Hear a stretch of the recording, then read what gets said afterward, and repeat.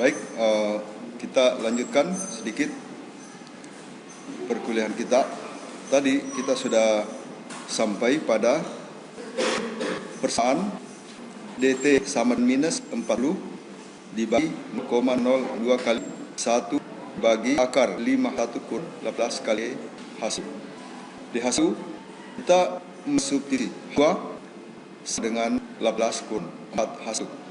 Hingga ini kita hanya mendapatkan variabel H itu saja, 1. Dan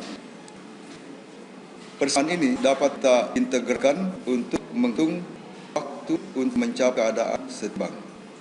DT sama dengan minus 40 dibagi 0,02 kali integral dari 4 ke 3,6 dibagi 1 bagi R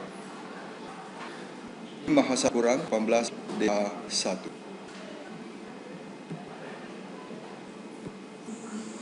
Kemudian kita melakukan integral dengan batas bawahnya 4 dan batas atasnya 3,6. Apa sebabnya? Karena pada tangki 1 ini itu pergerakan fluida yang ada di tangki 1 atau H1 berawal dari ketinggian 4 meter, kemudian turun ke bawah dan mencapai keadaan yang setimbang pada ketinggian 3,6.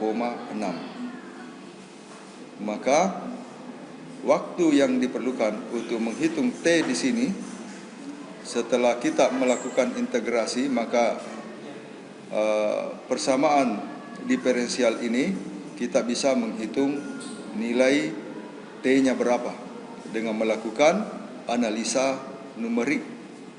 Ya, analisa numerik kita terapkan, kita gunakan persamaan yang pekan lalu ini.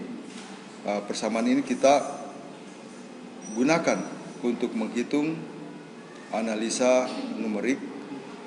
Jadi persamaan ini dapat kita terapkan untuk berbagai bentuk persamaan diferensial. Untuk menyelesaikan persamaan diferensial, integralnya dapat kita selesaikan bentuk apa saja kita terapkan persamaan ini dengan membagi-bagi variabelnya menjadi bagian yang sangat kecil. Itulah delta H-nya. Ya, delta H-nya di sini kita bisa pecah-pecah menjadi sekecil mungkin. Jadi kalau kita menggunakan komputer, ini tentu lebih efisien dan bisa lebih cepat. Kita mengambil finite elemennya atau delta H-nya sekecil mungkin. Semakin kecil finite elemennya atau elemen numeriknya, ya, semakin kecil elemen numeriknya, maka hasilnya juga semakin meningkat akurasinya. Ya, semakin meningkat akurasinya atau ketelitiannya. Itu. Nah, kita bisa terapkan persamaan ini ke dalam persamaan 1 dibagi akar 5H1 kurang 18.